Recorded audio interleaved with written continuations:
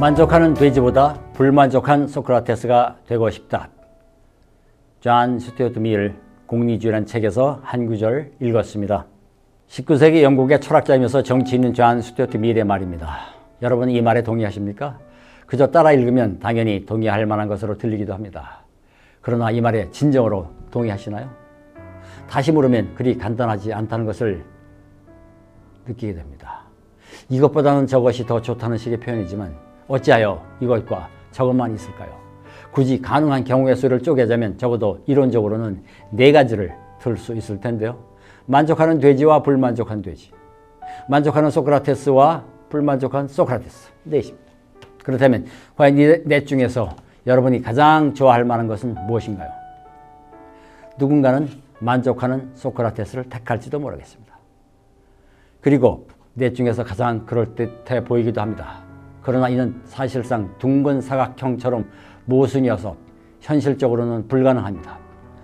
소크라테스는 내 자신을 알라는 경고가 가르치듯이 끊임없이 자기를 되돌아보는 비판적 성찰의 정신으로 인해 어느 순간에도 만족할 수 없기 때문입니다. 그렇다면 좀 더 정직하게 돼지 쪽으로 눈을 돌려봅시다. 어떤 돼지가 더 좋은가요? 두말할 나위 없이 만족하는 돼지가 더 좋습니다. 그리고 솔직하게 말하면 만족하는 소크라테스보다 더 좋을 수도 있습니다. 이 말을 했던 존 스튜어트 밀이 들으면 유감스러워 하겠지만 우리들 대부분은 만족하는 돼지의 삶을 원할 것입니다. 불만족한 돼지는 사실 위험합니다. 언젠가 배가 터져 죽을지 모르기 때문입니다. 그런데 문제는 이런 위험에도 불구하고 또 역시 우리들 대부분은 만족하는 돼지를 목표로 끊임없이 더 많이, 더 크게, 더 높이 뛰어오르려는 불만족한 돼지로 살고 있는지도 모릅니다. 우리 현실에서는 미리 말했던 대조에서 불만족한 소크라테스는 내키지 않는 반면에 만족하는 돼지는 아예 불가능할지도 모릅니다. 그래서 이 명제에 대해서는 보다 현실에 부합되는 방식으로 검토할 필요가 있습니다. 구체적으로 예측도 할 수 없는 어느 날 갑자기 대지진이나 해일 같은 자연재해뿐 아니라 핵발전소 붕괴와 같은 인재 또는 주식이나 채권이라는 이름의 도박 같은 금융자본주의의 위력에 휩쓸려 가버릴 수도 있는 현실에 우리는 살고 있습니다. 게다가 세계를 뒤덮고 있는 바이러스의 출현으로 미래를 예측하기가 더욱 어렵습니다. 더욱이 가공할 일은 그런 일들이 더욱 빈번해질 것이라는 예상입니다. 혼자 만족하는 돼지로 평생을 살 수 있는 가능성이 점차로 줄어드는 세상이 되어가고 있는 것입니다. 이런 상황에서 만족하는 돼지를 꿈꾼다고 하더라도 최소한 휩쓸려 떠내려가는 불만족한 돼지 신세가 되지 않기 위해서라도 미리 앞당겨서 삶의 대책을 좀 세워두는 것이 좋지 않을까 싶습니다. 사실 이것은 선택이 아니라 필수 과제입니다. 그렇다면 어떤 길이 우리에게 마땅하고 적절할까요? 만족과 똑같지는 않더라도 비슷해 보이는 것으로 행복을 새겨본다면 그 실마리를 보다 효과적으로 찾을 수 있지 않을까 합니다. 물론 행복도 쉬운 문제는 아닙니다.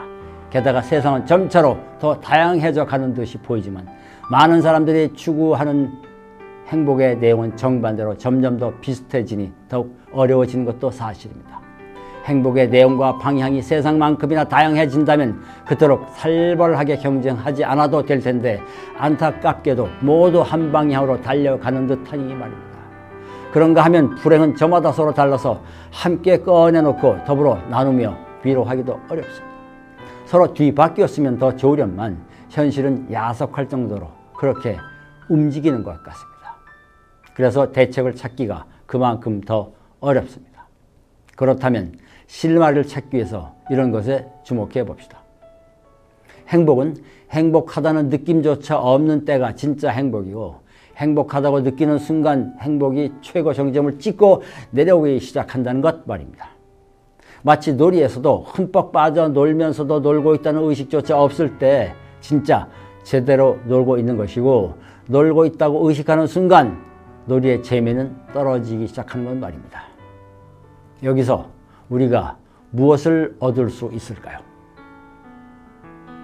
만족이나 행복 또는 재미 같은 것은 의식의 대상이 아니라는 것입니다. 삶의 영역이 아니라 삶의 어리고 꼴이니 내가 어찌 해볼 수 있는 차원보다 앞서거나 그 너머에 있습니다. 진짜 만족이나 행복은 느낌이나 의식조차 없는 상태이기에 애써 구하려고 의도하기보다는 비우고 맡기는 것이 마땅한 길이 아닐까 합니다. 예상되는 만족이 충족되는 경우에는 결코 예상한 것 이상의 되지 못할 것입니다.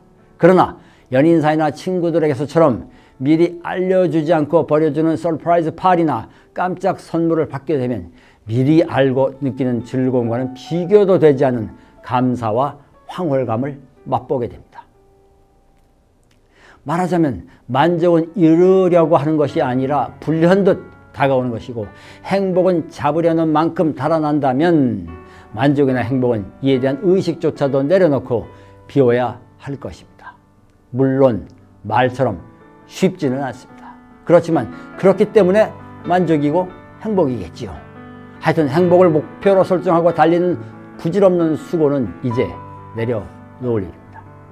그러면 만족이나 행복이 선물로 주어질 수도 있을 것입니다. 심지어 선물로 주어지지 않아도 좋다는 넉넉함이면 그것으로 충분하지 않을까 싶습니다.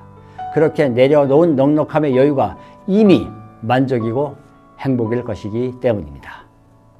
감사합니다.